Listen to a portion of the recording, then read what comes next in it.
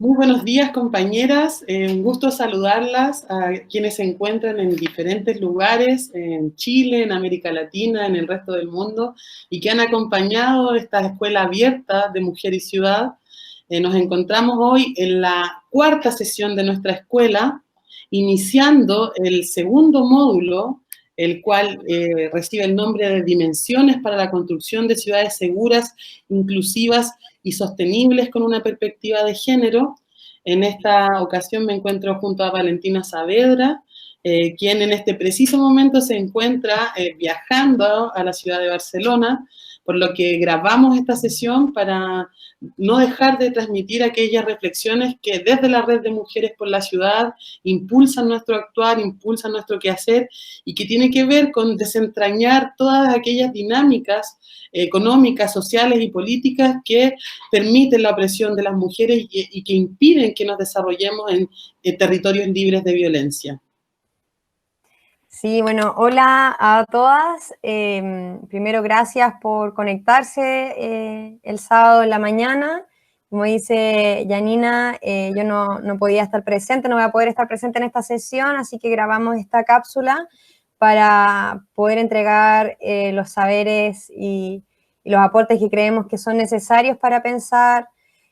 una ciudad desde la perspectiva de género, desde el feminismo. Y en particular esta sesión vamos a trabajar el tema del hábitat residencial, el mercado de suelo y la violencia de género en el espacio urbano, precisamente porque creemos que es fundamental para las reflexiones feministas pensar también las ciudades desde la construcción misma de los espacios privados, de los espacios de vivienda, y cómo estos también van generando como las diferentes desigualdades y posibilidades también y continuos de violencia en la ciudad. Entonces voy aquí a compartir la pantalla. Tú me dices, Janina, cuando ya esté compartida. Sí, ahora modo presentación y estamos. Ahí va. Vamos. Bueno, nos gustaría partir esta reflexión continuando una línea que se ha desarrollado desde la teoría feminista en los últimos años, pero que en realidad es una tradición que surge ya en los años 70 y que es pensar cómo la matriz capitalista se imbrica, se une a la matriz patriarcal para provocar un daño específico sobre los cuerpos de las mujeres, de las niñas y los cuerpos feminizados y disidentes, y específicamente cómo esta unión patriarcal y capitalista podemos verla expresada hoy día en las ciudades que habitamos, en los modelos de planificación que se han instalado en Chile. Nos gustaría partir esta reflexión invitándolas a pensar por qué las feministas deberíamos otorgarle importancia a la reflexión sobre el suelo, por qué la centralidad en la política del suelo debe conducir nuestro quehacer y por qué esta estructura que se ha condicionado y que condiciona nuestras ciudades requiere que sea observada a la luz del feminismo. Y pensemos hoy día en quiénes toman decisiones sobre el suelo, quiénes son propietarios principalmente del suelo, y cuáles son las proyecciones que se realizan para estas ciudades que habitamos. Entonces, de cara a este proceso constituyente que estamos enfrentando, a pocos días de conmemorar un año, ¿verdad?, de la revuelta de octubre en Chile, poner en tensión cuáles han sido aquellos elementos estructurales que han permitido, ¿verdad?, que el suelo hoy día no esté en el centro de la discusión, que mayoritariamente las mujeres no seamos propietarias, pero que también se diseñe pensando en un sujeto único y cómo vamos develando aquello que ya nuestras compañeras nos anunciaban en las sesiones anteriores cuando nos comentaban, ¿verdad?, sobre esta estructura de género que opera de manera simbólica y material sobre las sociedades para reducir a las mujeres a una condición estereotipada, a una condición que genera ciertos roles y violencias particulares.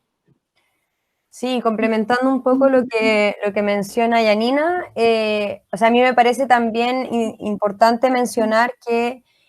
la forma de nuestras ciudades, la supuesta planificación, pero el desarrollo urbano en general, está muy estructurado por esta idea de la generación de propiedad del suelo, como la generación de no solo no apropiación ni simbólica ni en ejercicio de derechos, sino que la propiedad como un bien de consumo propiamente tal y la mercantilización propia de las ciudades. O sea, no es casual de que la forma de crecimiento de las ciudades sea expansiva cuando el suelo, al ser, digamos, un bien que es finito, se va, digamos, como carcomiendo en el territorio debido a que hay una expansión de propiedad también. O sea, ¿cómo se obtiene, por ejemplo, hoy una vivienda propia si no es ampliando los terrenos utilizados? Lo que hace, claro, como un desarrollo urbano bastante poco sostenible, pero también que va generando estos niveles de expansión que son el modelo más clásico de, bueno, la forma neoliberal de las ciudades, pero también de la segregación. Y claro, como dice Janina, además hay que preguntarse quién tiene ese derecho a tenencia o a ese derecho de propiedad que hoy se otorga, pero también cómo se desarrollan las familias en una estructura tan rígida de asignación, por ejemplo, de espacios en el territorio. Y por lo tanto, quienes luego cargan, que en general son las mujeres, con el costo de esa, digamos, de esa rigidez. En esa línea, nosotras también dentro de esta presentación o dentro de esta clase nos gustaría también como desentramar esta división que, como decía Janina, viene de esta división, o sea, de esta alianza como capitalismo y patriarcado que se expresa en el territorio y que va estructurando nuestra ciudad en esta idea de espacio público y privado como espacio productivo y reproductivo, y asumiendo, digamos, de que hay unos espacios en donde las políticas públicas, en donde la política en general, donde los estudios, donde la planificación no se meten, que es el espacio privado, y asumiendo que la ciudad es solo el espacio público. Primero que obviamente eso, yo creo que desde los estudios feministas, desde el activismo feminista se ha develado bastante que no es así, pero también esta misma división es una expresión de esta división sexual del trabajo que es lo más útil para el proceso de rentabilización del suelo, lo más útil para esta idea capitalista de la distribución del territorio. Y obviamente acá queríamos también hacerles una invitación de pensar otras formas de análisis y de cómo nos enfrentamos a las disputas, incluso en las políticas públicas del espacio, asumiendo, por ejemplo, que el espacio doméstico no está solo en el espacio privado, también el espacio comunitario, el espacio de servicios públicos, el espacio de los servicios incluso privados, pero de acceso público, tiene relación con el espacio doméstico, cuando vamos a dejar a los niños al colegio, cuando vamos al almacén a comprar, cuando tenemos que ir al consultorio, etcétera, son labores de cuidados y labores domésticas que no es ni espacio productivo, ni tampoco un espacio de recreación. Es un espacio de labores que como las labores, como dichas labores no están reconocidas, tampoco está reconocido su circuito espacial, en el espacio, digamos. También, bueno, abrir la discusión sobre que la idea del espacio privado no es un espacio de privacidad propiamente tal, por lo mismo que mencionaba antes, un espacio que, si bien es de propiedad privada, no necesariamente genera un espacio propio, un espacio de reflexión, recreación, descanso, que muchas veces se asume que es el rol que tiene, digamos, el espacio privado. Y también, bueno, el espacio íntimo, que tiene que ver también con la apropiación y la soberanía sobre el cuerpo, ¿no? Que si bien no se estudia mucho o no se aborda mucho en los estudios urbanos propiamente tal, sí es un punto de partida fundamental si queremos, por ejemplo, construir espacios urbanos seguros, espacios de exposición segura, espacios, digamos, de relaciones que no violenten y que no pasen a llevar, digamos, las corporalidades y las identidades. Sí, en ese sentido nos gustaría partir trayendo a esta jornada un poco de historia y pensemos en que esta historia que vamos a hablar de Chile, pero también para las compañeras de otros países, de otras latitudes, que es la historia de América Latina y de la apropiación neoliberal del suelo. Vamos a tener que nuestro país tiene una relación bastante especial con esta mirada del espacio, ya que, para empezar, Pinochet tenía una animadversión por la geografía, tiene muchos textos que, bueno, después fueron encontrados plagios, pero en el cual desarrollaba esta idea de que las ciudades y el territorio, ¿verdad?, serían esta arma para la guerra en la que hay que poner mucho ojo, y el suelo no va a ser, por supuesto, dejado de lado en esta mirada militarista de la dictadura, y al igual que la educación, al igual que la salud, al igual que las pensiones, es otro derecho social que es profundamente cuestionado, ya que luego del golpe de Estado, esta dictadura va a sentar las bases del Estado neoliberal, y estas políticas van a atender a la apropiación del suelo mediante la especulación financiera. ¿Qué quiere decir esto? Que el suelo entra en circuitos donde la bancarización, donde la renta y donde el sistema, el circuito financiero global van a tener mucho más que decidir que las comunidades y las personas. Entonces, lo que hace esta Ley General de Urbanismo y Construcciones del año 1975 es que se liberaliza el uso de suelo, dice que el suelo es aquello que debería estar al arbitrio de las necesidades del mercado. No existe planificación urbana ni democrática a largo plazo, y tampoco existe una institucionalidad que dé garantías de que la ciudad se planifique con una mirada a largo plazista. Las consecuencias de este modelo las podemos evidenciar durante los años 80 con la expulsión de poblaciones empobrecidas a los márgenes de la ciudad, a la expulsión sistemática, ¿verdad?, de aquellos proyectos como la Villa San Luis, que habían sido emblema del proyecto de la Unidad Popular, despojados, ¿verdad?, sacados de este proyecto de ciudad impulsado desde la Unidad Popular, para instalar, ¿verdad?, la mercantilización del suelo, para instalar durante los años 90 una política de vivienda social en la que el Estado se desligaba de su función constructiva y traspasaba todo a las constructoras inmobiliarias a través de subsidios habitacionales. Y esta política podemos ver sus expresiones, ¿verdad?, en la gran desigualdad que vemos en los mapas de Santiago de Chile, que podemos mapear desde parques hasta puntajes de PSU, y siempre nos va a dar, ¿verdad?, el mismo cono de riqueza y la misma distribución de la pobreza hacia las periferias. Entonces, esta manera de construir ciudad es la que hoy día los académicos y académicas, ¿verdad?, desmontan y dicen cuáles han sido sus efectos, pero que tampoco se ve modificada con la actual Política Nacional de Desarrollo Urbano, que es del primer gobierno de Sebastián Piñera, el año 2010, en la cual, en el papel, en la letra, ¿verdad?, tiene bastantes componentes que podrían hablarnos de otro tipo constructivo, pero que no se traducen necesariamente en una nueva manera de habitar las ciudades. La siguiente, ¿vale? Aquí tenemos una frase, ¿verdad?, del Ministerio de Vivienda y Urbanismo. Al tener un patrón de crecimiento natural, o sea, cuestionamos ya de entrada que las ciudades tengan un patrón de crecimiento natural, creemos que las personas deciden sobre las ciudades. Las ciudades deben ser tratadas como mecanismos ajustables de acuerdo al requerimiento del momento y las circunstancias. Entonces podemos evidenciar cómo desde el Estado se promueve una política en la que las decisiones se toman en ese momento y no existe una mirada de largo plazo sobre las necesidades para la población. Esta política, además, sí, la siguiente, por favor, esta política de liberalización del uso del suelo a través de esta Ley General de Urbanismo y Construcciones se va además a potenciar bajo un concepto que la historiadora Verónica Valdivia define como la alcaldización de la política, y que es el traspaso de parte del Estado central a los municipios para hacerse cargo de derechos sociales. ¿Qué quiere decir eso? Que los municipios ahora tenían que hacerse cargo de la administración de escuelas, tenían que hacerse cargo de la administración de consultorios, y además tenían que hacerse cargo de dar permisos, de conceder o no permisos para construir en sus municipios.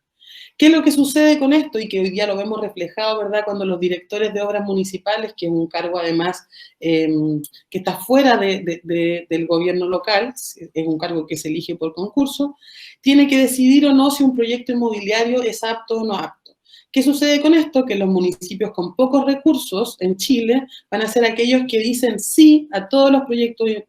inmobiliarios en altura, porque son municipios con pocos recursos, y este proceso, además de devaluarse las propiedades en las comunas más pobres, nos encontramos frente a esta ausencia del Estado, pero también nos vamos a encontrar con que no se cuestiona la forma de densificar nuestras ciudades. Y aquí me gustaría detenerme porque es muy importante pensar en la discusión sobre densificación en el marco de la crisis, cómo pensamos en qué tipo de construcciones queremos, cuántos pisos queremos que tengan estas construcciones y qué tan sustentables han demostrado ser, bajo la crisis actual, modelos, ¿verdad?, de densificación como el que vemos en Estación Central, en Santiago Centro, y que se encuentran con una amplia cartera de proyectos que buscan ser aprobados. Entonces, nos encontramos frente a un momento histórico de larga data, en el cual los últimos 40 años se ha promovido un tipo de densificación que además trae consecuencias específicas para la vida de las mujeres y las niñas y los cuerpos feminizados. Y nos gustaría hablar en esta tarde cuáles son esas consecuencias. Adelante. Sí, o sea, solo para complementarte un poquito, Yani, respecto al tema de la alcaldización, me parece también importante mencionar que en el mismo proceso como de la generación, por ejemplo, de la política de subsidio, como esta idea como de Estado subsidiario,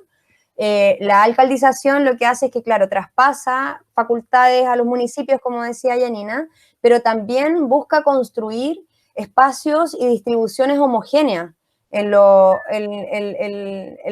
municipios. No es casual, digamos, que haya como nuevas divisiones municipales, que haya procesos de erradicación, pero también hay como una intención de generar como ciertas similitudes dentro del mismo territorio. O sea, hay una visión territorial respecto a la desigualdad y esta como idea de la construcción de cono de riqueza que mencionaba Yanina, es, digamos, intencional y eso tiene directa relación con una idea que se instala a través como de los Chicago Boys y, digamos, de todo, del proceso de comillas, reformación económica, llámese imposición, que tiene relación con la idea de la focalización como una forma de responder a las políticas sociales. Y por lo tanto, la construcción de una focalización geográfica es como un paso 2 en esta idea de la entrega de servicios sociales, que al final son como servicios de cuidados, que son, que eran, digamos, estatales o de administración pública, y que pasen, digamos, a una forma de focalización como a quienes, comillas, lo necesitan y por lo tanto no pueden resolverlo por su cuenta. Entonces, no es casual que esta focalización geográfica se busque hacer, y bueno, se mantiene después de la dictadura, de hecho, como una forma de mejoramiento de la localización, y que lo que busca es la disminución del gasto público en servicios sociales. Entonces, me parece importante mencionarlo porque eso también va generando estos como grandes paños de pobreza o grandes paños como periféricos que se buscó generar estas similitudes. Igual de pobres, igual, digamos, igual de excluidos, que creo que es parte de la misma política subsidiaria que ya mencionaba la Yani. Un poco en esa línea, bueno, la Yanina ya hablaba de, bueno, qué consecuencias tiene esta forma, digamos, de, bueno, la alcaldización de la política, de la visión más mercantilizada de la ciudad en sí, desde la política de desarrollo urbano para adelante, y que hoy en día nos enfrenta, bueno, en Chile, para quienes no son de Chile, está todo un proceso de aprobación de una nueva ley que se llama Ley de Integración Social e Integración Urbana, que, digamos, el nombre se escucha bastante bonito. Sin embargo, se trata precisamente de encontrar estos vacíos, estas necesidades de como desmunicipalizar, por decir así, la política urbana, pero desde una perspectiva pro-empresarial y una perspectiva, digamos, de esta forma de crecimiento de la ciudad en donde la mercantilización en sí es parte de como su núcleo. O sea, viene incluso como con esta idea de renombrar el ministerio, como una forma de, bueno, ahí lo mencionamos, de que se fusiona el Ministerio de Vivienda y Urbanismo y el de Bienes Nacionales, y aumenta sus atribuciones pasando por sobre no solo los municipios y los planes reguladores, sino que también por sobre la única resistencia que hoy está viviendo estas formas de crecimiento de la ciudad neoliberal, que han sido las organizaciones locales, las organizaciones territoriales, las organizaciones patrimoniales principalmente, y por lo tanto le da atribuciones al ministerio de, con un, comillas, porcentaje o como con un supuesto porcentaje de viviendas de integración o viviendas de posibilidad que sean vivienda social, proponer proyectos o adjudicarle proyectos a inmobiliarias en sectores en donde no es posible. O sea, básicamente lo que se permite es que el ministerio pase por sobre la organización local o las conquistas que se han hecho a nivel local, con esta excusa, digamos, de la necesidad de densificación y de responder a posibles déficits habitacionales. O sea, no es casual tampoco de que cuando se presenta la ley de integración urbana y de integración social y se abre la discusión en el Congreso, la Cámara Chilena de la Construcción saca, digamos, su estudio respecto a los déficits de vivienda e incluso los georreferencia, o sea, los ubica en el mapa de dónde se requeriría mayor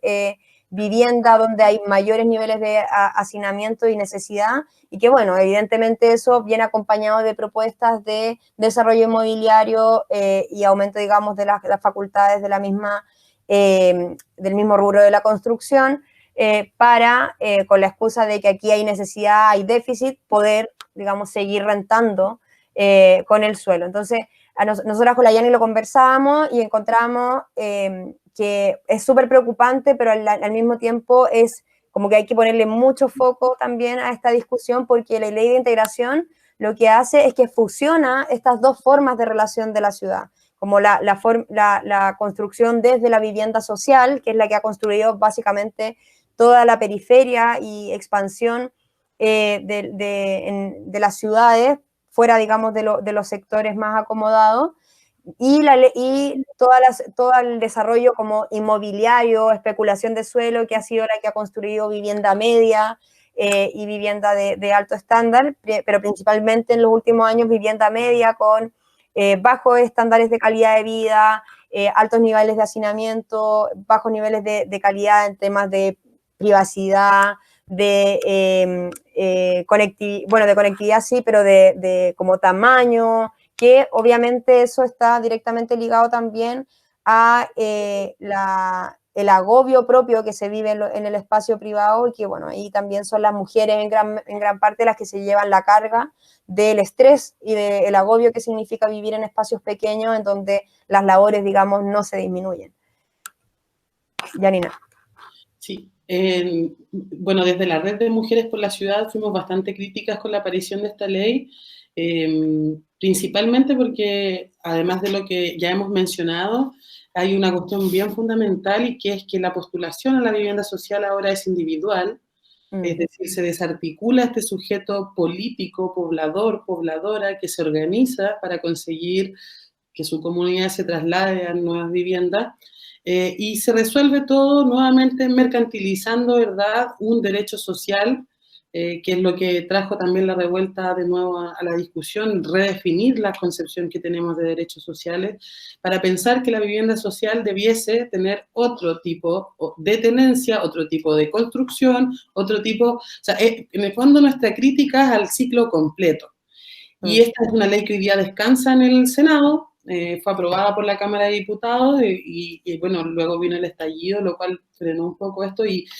nos gustaría seguir activando en contra de su aprobación, porque creemos que es una ley deficitaria, que además nuevamente entrega atribuciones a la Cámara Chilena de la Construcción, que es el gremio que aglutina a todas las empresas inmobiliarias que son, bueno, son enemigos en el mercado porque se pelean los clientes, pero que son muy amigos para hacer lobby político, y que además hoy, en el escenario de la crisis, se presentan como la salida a la crisis económica por la cual atravesamos, y que también ahí nos gustaría hacer un vínculo bien particular, porque creemos que siempre después de las crisis económicas, se tiende a considerar que el sector de la construcción sería el que reactiva primero la economía. Entonces, preguntarnos qué tipo de construcciones, qué tipo de edificio en altura queremos, nos parece fundamental para analizar cómo vivimos las mujeres.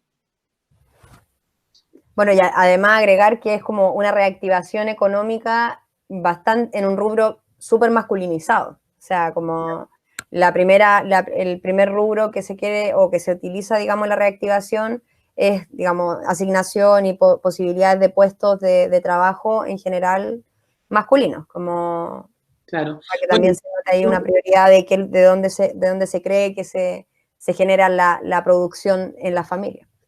Claro, bueno, el Ministerio de la Mujer hace poco lanzó una campaña que hablaba justamente de integrar más mujeres al sector de la construcción. Tampoco resulta ser una solución, porque claro, a pesar de que es masculinizado, pero la forma de producir ciudad es inalterable. O sea, no, claro. Sí. Puede haber más mujeres, pero no se cuestionan y bajo el contexto de la crisis, además, fueron muy enfáticos en esta ley de protección al empleo, ¿verdad? Que permitió el despido masivo de trabajadores del sector de la construcción. Bueno, un poco en la misma línea de lo que mencionaba Janina, bueno, este es un mapita de el 2012, creo que será, que, bueno, habla de un poco de la proyección de los subcentros de equipamiento urbano. Esto es un mapa, digamos, que hace en su momento el Ministerio de Transporte, pero lo que nos parece interesante mostrar es que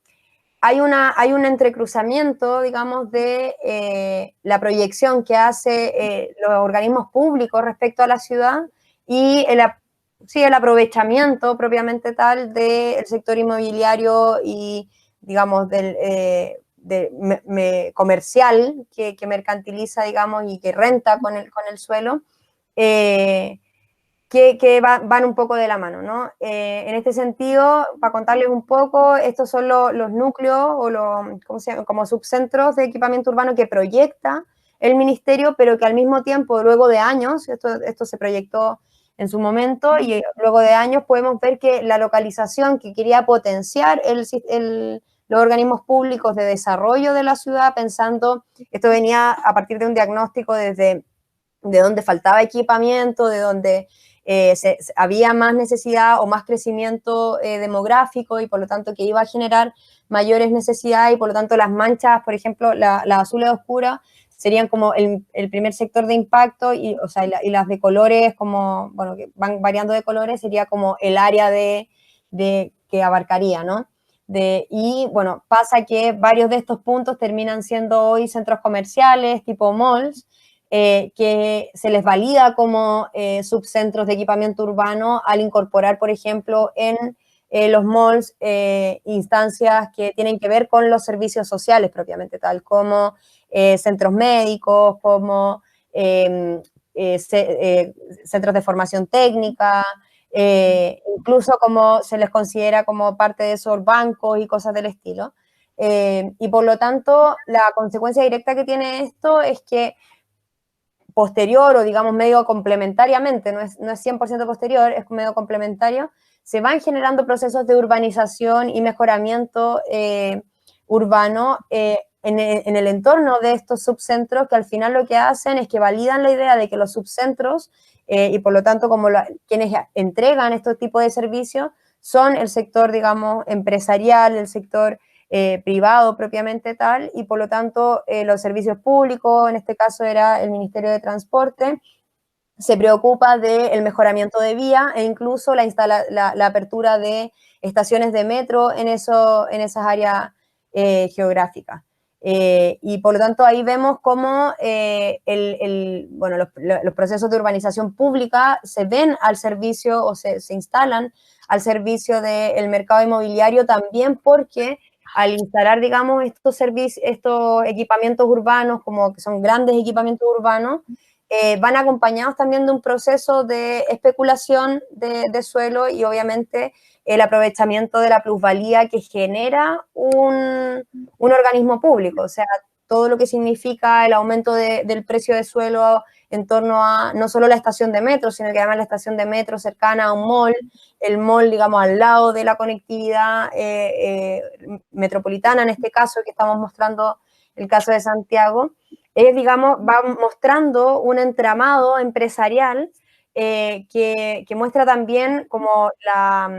cómo está al servicio el sistema público de supuesta planificación urbana para el desarrollo empresarial propiamente tal. Y que eso también determina, por ejemplo, dónde están las zonas de erradicación, que no son, si bien no son erradicación forzada, sí son erradicación, digamos, paulatina, como que se le llama la gentrificación, que esta idea de que, bueno, cuando sube el precio del suelo de un lugar, o cuando generan mejores condiciones, no solo sube, bueno, sube el precio, pero también sube todo lo que está en su entorno, ¿no? Sube el precio del supermercado, sube el estándar de colegios que se ponen, se vienen a instalar también tipos de servicios que no están a la mano en términos monetarios, como no están al alcance monetario de las personas que viven ahí, por lo tanto empieza a haber una expulsión. Y esa expulsión finalmente, claro, la viven las personas con menores ingresos, principalmente, digamos, o sea, sectores que están, digamos, liderados principalmente por mujeres, pero además esto, digamos, es una expulsión que está, digamos, no solo promovida, sino que también como respaldada por parte del Estado. Claro, decíamos ahí conversando, hablábamos con Valentina que es importante esto para la discusión feminista, tanto en cuanto cuando participamos de foros o de actividades de urbanistas feministas, siempre se pone mucho énfasis en la importancia de contar con servicios cerca de los barrios. Pensar en esta ciudad caminable que quede con lugares para hacer las compras, para satisfacer necesidades de salud, necesidades educativas cerca, pero cuando estos servicios se concentran, ¿cierto?, en un street center, en un modelo de negocios que está representado por la idea del mall, ¿verdad? Como este lugar además muy inaccesible, muy tremendo, con una escala de alcance que es básicamente diseñada para que llegues en automóvil, con un acceso cercano, ¿verdad? Muy complicado. Entonces no se cuestiona de qué manera llevamos esos servicios a los barrios, porque todos coinciden y todas coinciden en que hay que acercar los servicios a las personas y ya no generar estas dinámicas de centro-periferia que serían las que colapsan las ciudades y que serían las que obligan a las personas a querer vivir más en el centro. Pero ¿qué tipos de servicios se llevan? ¿Cómo se mercantilizan esos servicios a la luz de esta, además, captura de plusvalía que no se realiza? ¿Por qué? Lo podemos ver en el caso de Pedro Aguirre Cerda, que es una comuna de la ciudad de Santiago, donde a propósito de la llegada de la línea 6, de la línea 6 del metro, se presentan los primeros proyectos de construcción de torres en altura, son 3 proyectos que se presentan y que activan a la comunidad a propósito de que llegaba el metro. Entonces, ¿cómo podemos pensar en esa captura, no solamente en términos monetarios, pero no solo en términos monetarios, sino que también en otras maneras de que la infraestructura pública y el espacio público se viese nutrido de esta llegada de infraestructura básica como es una estación de metro? Lo digo además a propósito de un estudio que realizamos desde Ciudad Feminista, donde evaluamos las salidas de los metros, por ejemplo, y las condiciones de seguridad a las salidas de los metros y que realmente eran nefastas, sobre todo considerando las estaciones de las comunas más empobrecidas. Entonces, esas comunas más empobrecidas, además, las mujeres reciben mayor violencia, pero también porque esta infraestructura pública no dialoga con el espacio en el que se ubica. Entonces instalamos una estación de metro sin pensar en qué está alrededor de ella, sin pensar en los servicios que tienen que activar. También el hecho de considerar cómo muchos de estos comercios, hoy día, si miramos los permisos de apertura de comercios locales, de pequeño comercio que se dio en Santiago. Vemos que los permisos se otorgaron principalmente en la comuna de Providencia, es decir, nos están entregando permisos para reactivar los comercios de una manera que no sea esta capitalista, que no sea esta instalada en el mall, sino con servicios a pequeña escala, que son los que han demostrado además que entregan más luces para las comunidades y su seguridad. Cómo capacitamos a los negocios locales para que estén habilitados para recibir, por ejemplo, a los niños y niñas que requieren, en sus rutas del colegio a la escuela, requieren un punto de seguridad. Entonces, pensar al final la seguridad desde un punto de vista feminista nos lleva inevitablemente a pensar en los modelos económicos que se han instalado para dar estas condiciones de seguridad. Y ahí es bien interesante pensar en cómo también fracturamos estas dicotomías, o sea, pensar la seguridad no es pensar solamente en esta seguridad punitiva, sino que también es echar ojo a lo que se hace previo a que se piense en la seguridad, que es instalar una manera de vivir la ciudad, de habitar la ciudad que está completamente mercantilizada. Entonces, una crítica al circuito completo en el que se instalan los servicios en las ciudades. Bravo. Bueno, y un poco como entrando también a la cuestión más de la microescala, quizá, acá yo les quería como invitar también un poco, bueno, Yani ya mencionaba un poco qué es lo que pasa como con este equipamiento público, con esta instalación de infraestructura pública, y bueno, también nos parecía importante en esta jornada comentarles también qué es lo que pasa dentro del espacio privado, ¿no? Lo que les comentábamos al principio, la relevancia también de analizar qué es lo que pasa dentro del espacio doméstico, el espacio de cuidado, la vivienda propiamente tal, que muchas veces es como ese como tema o como tema desconocido, o que como esta idea de que de la puerta de la casa para adentro los paños sucios se lavan en casa. Bueno, sí nos parecía importante mencionar que desde el urbanismo feminista, desde los estudios urbanos, además de cuestionar, digamos, todo el debate de la estructura digamos, de las políticas de suelo, esta asociación que existe entre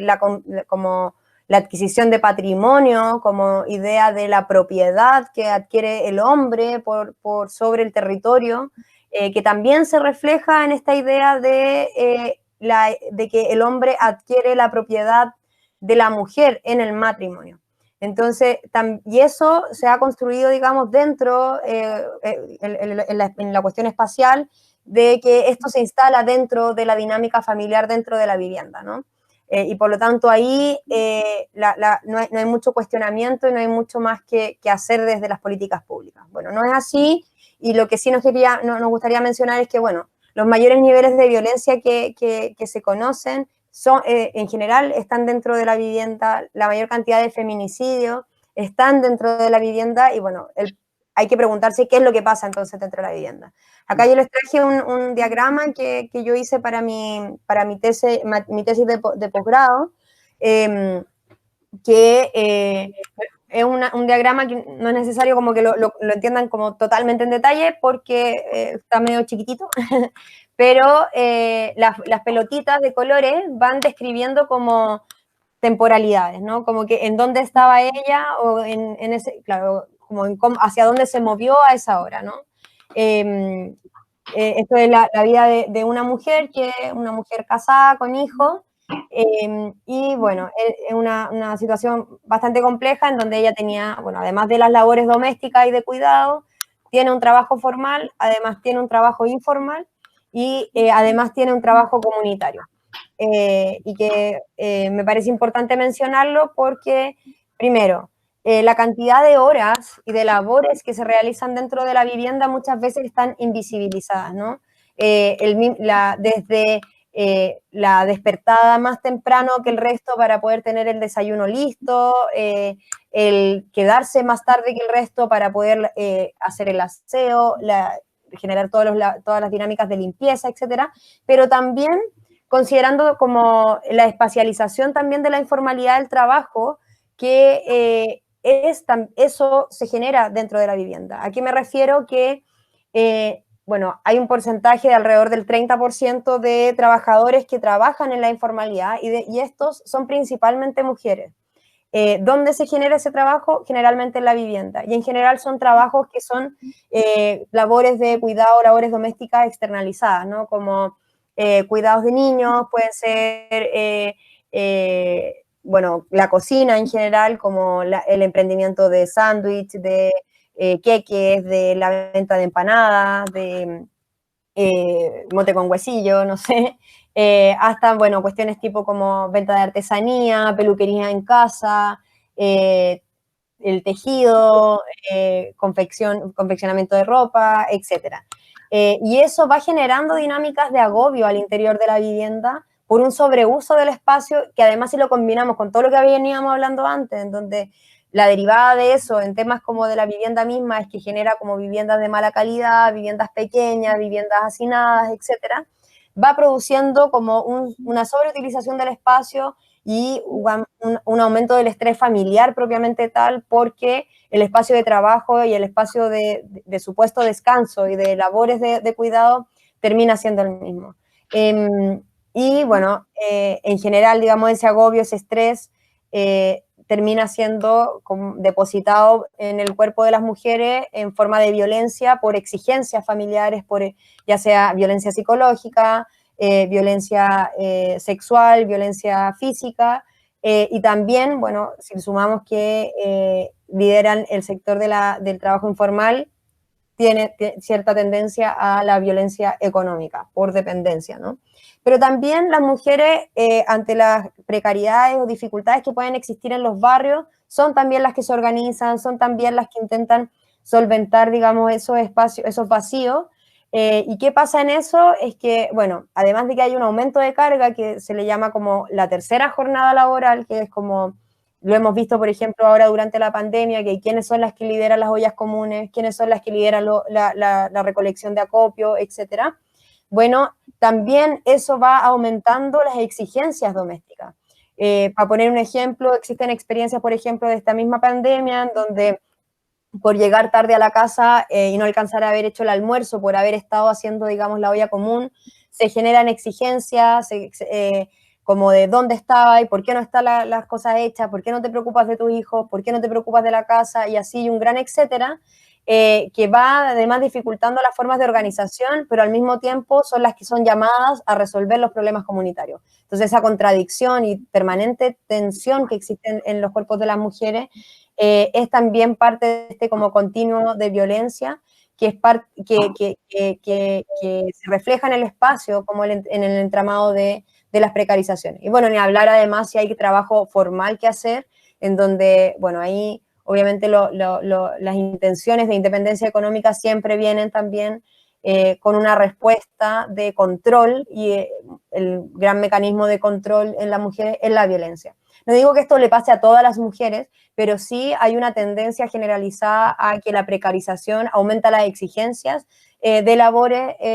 feminizadas, y estas generalmente se dan en los barrios y en la vivienda, y por eso es un llamado que queremos hacer también con Janina, de pensar más profundamente lo que pasa en estos espacios privados, en estos espacios, comillas, familiares, en donde muchas veces las políticas públicas creen que la estandarización es lo más eficiente, porque se ve a la vivienda como un producto, ¿no? Es más importante tener una cantidad amplia de vivienda para disminuir el déficit que pensar la vivienda como un espacio flexible de transformación que acompañe también los cambios de la composición familiar. Sí, bueno, nos sumamos al diagnóstico que ya han realizado muchas compañeras de distintos lugares de América Latina y de acá de Chile, a cómo esta multidimensión y precarización de la vida de las mujeres y niñas se ve expresada en distintas formas de opresión, la precarización laboral a la que estamos expuestas, muchas de las cosas ya las hemos dicho, pero también poner algunos acentos, los derechos sexuales y reproductivos que han sido puestos en cuestión bajo la pandemia. Si pensamos en, por ejemplo, en esta serie de anticonceptivos que venían con fallas, cómo hoy día las mujeres responden a una fallas de productos, ¿verdad?, de anticoncepción ante una legislación que nos impide abortar, que nos impide decidir sobre nuestros cuerpos, y el aumento de los embarazos no deseados durante la pandemia es una cuestión que la Mesa de Acción por el Aborto ya ha venido observando, el incumplimiento de la ley de aborto en 3 causales a propósito de los escenarios de pandemia.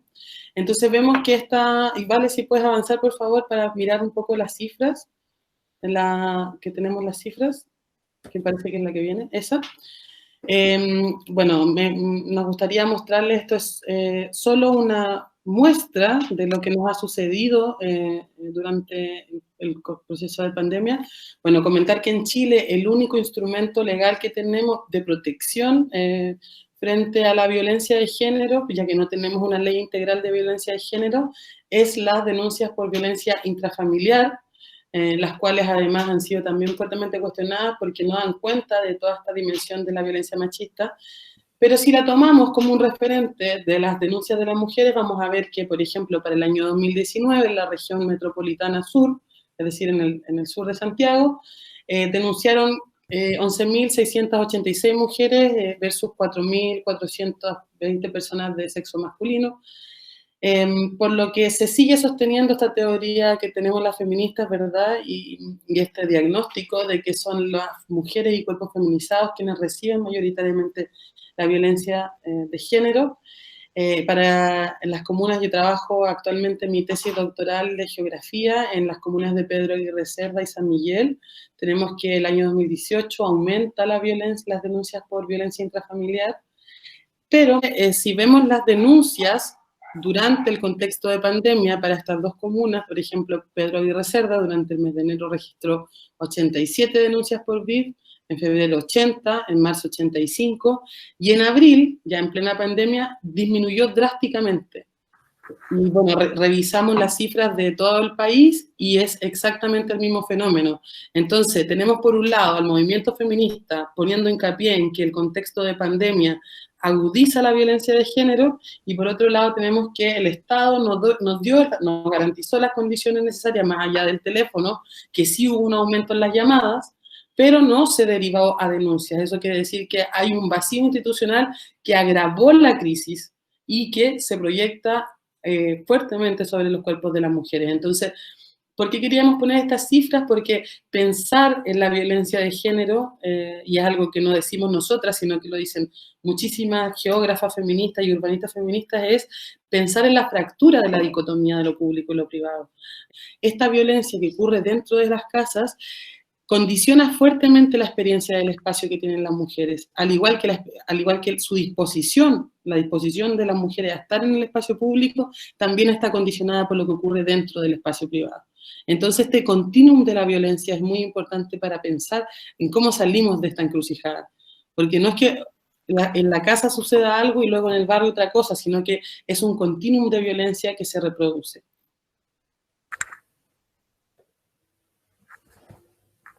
Desde las geografías feministas, Sofía Sagragosín nos dice que tenemos un reto epistemológico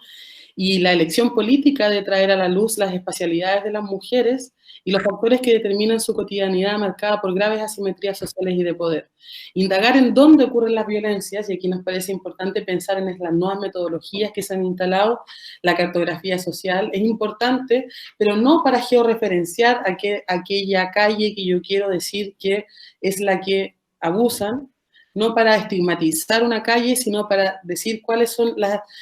espacialidades y las emociones que nos producen los lugares que hemos aprendido a transitar. Como dice la geógrafa Paula Soto, chilena radicada en México, cuando nos sentimos miedo en el espacio público, no sentimos solo ese miedo, sino que también sentimos al tío que nos abusó, sentimos el miedo de la situación que nos pasó en el trabajo. El miedo se acumula en los cuerpos de las mujeres y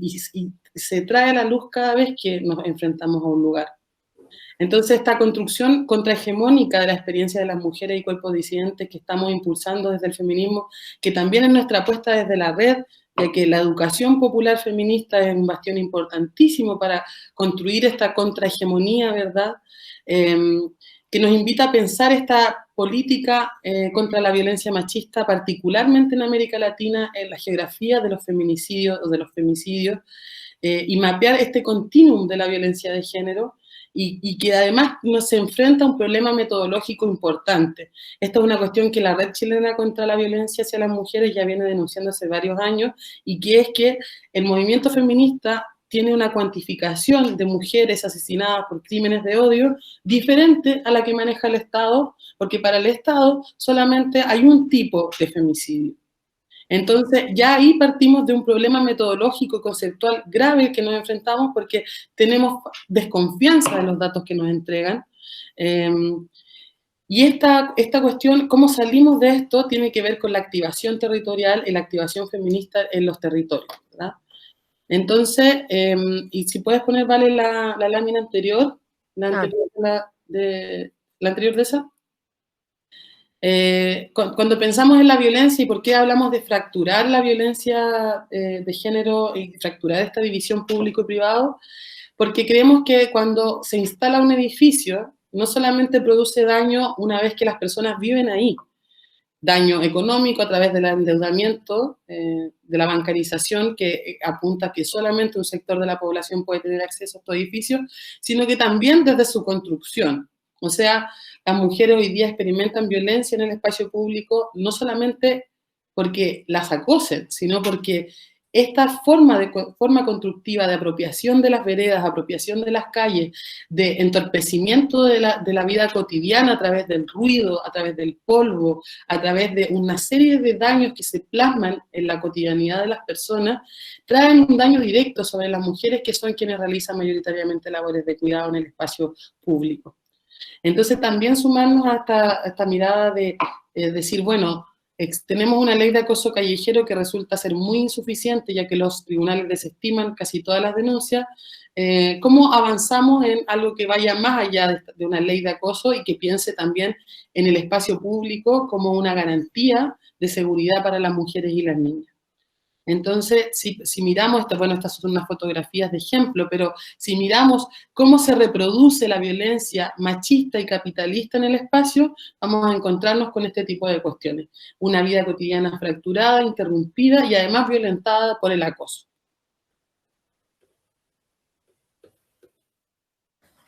Bueno, y para ir cerrando,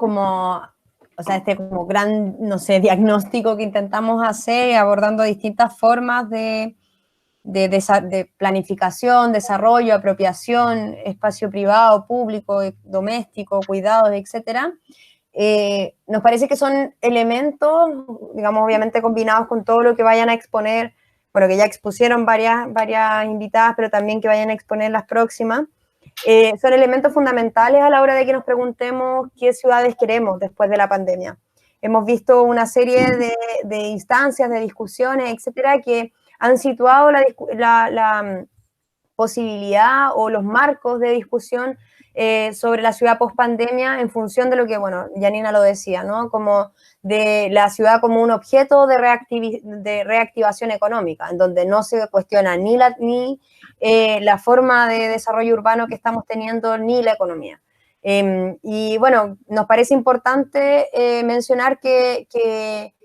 la ciudad post-pandemia nos llama a repensar las ciudades, a pensar qué es lo que pasa durante la pandemia. O sea, no podemos olvidar el significado y la puesta de urgencia que tiene la pandemia sobre el espacio privado, como el espacio de cuidado, el agobio que significó el encierro, los riesgos que significaron esto, pero también hay que combinarlo con el contexto que por lo menos estamos pasando en Chile, que estamos en medio de...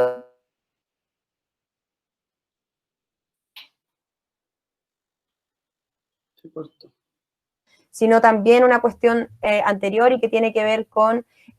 un llamado a repensar el modelo de desarrollo, el modelo de vida que tenemos. Y en eso, bueno, incluso la misma disputa de la ciudad, la disputa de los imaginarios, la apropiación del espacio, ha sido parte de este tipo de protesta, esto de renombrar espacios, de oponerse, por ejemplo, lo que decía Janina, sobre el mismo proceso de discusión de la Ley de Integración Urbana interrumpido por el proceso del estallido social, pero cuando llega la pandemia y, digamos, baja la algidez del estallido precisamente porque teníamos que estar confinados, confinadas, se le pone, por ejemplo, urgencia a ese mismo proyecto en el Senado aprovechando la disminución de la agitación social. Entonces hay una cuestión, obviamente, que la disputa y el conflicto social y político en el que estamos incide precisamente en el modelo de ciudad, desde la cuestión más micro, como el significado, la imagen, el simbolismo, hasta las políticas públicas propias, digamos, de la defensa o el enfrentamiento contra el modelo de desarrollo urbano actual. Y también una cuestión que nos parece importante, que yo les muestro una imagen que por lo menos a mí me gusta, y que es como el primer puma que se encontró, ahora ya es como más recurrente, pero el primer puma que se encontró en medio de la ciudad, y es que también esto de cuando la ciudad para, también nos recuerda en qué territorio está localizado, como qué es lo que, a qué se renuncia cuando tenemos este tipo de desarrollo urbano. Y bueno, no es casual que en muchas partes del mundo hayan, digamos, vuelto animales salvajes a ocupar el territorio, también un poco recordándonos de que este modelo expansivo y medio arrasador, con el contexto cada vez se hace menos sostenible, menos sustentable, y que eso tiene también una caída directa en el costo de vida, como el costo me refiero como humano, energético, personal, así como monetario. Entonces, también, y me parece importante mencionarlo porque esta idea de la reactivación de este tipo de economía tiene este tipo de consecuencias. Entonces, aquí, bueno, y para ir cerrando, y le doy el pase a Nina, que obviamente se nos abre una gran oportunidad. Estamos acá en un proceso de discusión sobre la nueva Constitución, que esperamos obviamente que se abra en el plebiscito con una aprobación mayoritaria y una discusión de una convención constitucional totalmente democrática y paritaria. Pero vemos ahí, o sea, lo que me parece importante mencionar es que hay una oportunidad de imaginarnos otro modelo, otras formas de relación del trabajo, sociedad, de la sociedad con la ciudad, de la ciudad con la economía, y con el modelo, digamos, de país que queremos. Y en eso claramente, digamos, el enfoque y la perspectiva feminista es fundamental, que no puede quedar atrás si es que efectivamente queremos que este como nuevo Chile y estas nuevas ciudades para el nuevo Chile reflejen realmente la sociedad en la que estamos. Entonces, llamado también es aprovechar esta oportunidad, y ojalá que también la escuela sea, sea virtuosa en ese sentido, sea un aporte en ese proceso de discusión. Yani. Sí, brevemente, bueno, agradecer la invitación a exponer y también a pensar en esta invitación a crear nuevas epistemologías del espacio. Estamos llamadas a crear también nuestras propias metodologías para levantar datos. Hay un montón de cuestiones que no se pueden decir con certeza porque todavía no están investigadas, entonces un llamado ahí a siempre pensar en cómo podemos relevar la experiencia de las mujeres, de las niñas y los cuerpos disidentes en el espacio, y a pensar en también cómo vamos disputando estos sentidos comunes, esta mirada contrahegemónica, y que tiene que ver con una mirada de largo alcance. La planificación urbana, si algo nos enseña, es tener esta mirada de largo alcance para decir, bueno, los procesos de autoeducación de los pueblos y de las mujeres son de largo aliento, y nada más que saludar la iniciativa de la Escuela Abierta, que justamente está en esa línea de proponer un trabajo feminista interconectado, de valoración de la otra, de potenciación de la voz de la otra. Así que agradecer al equipo que hace posible la escuela, y a invitarlas a votar a prueba Convención Constitucional este 25 de octubre. Y un abrazo a las compañeras del resto de América Latina que nos escuchan. Súper, sí, yo también quería agradecerles a todas. Vamos a seguir, obviamente, siguiendo el curso del resto de la escuela. Creemos que esta es una oportunidad bien importante de también articularnos entre las distintas participantes, no solo, digamos, las expositoras o las organizadoras. Y bueno, también estamos súper contentas también de participar en esta instancia. Lamento mucho que no poder estar presencialmente, o sea, bueno, me refiero como remotamente,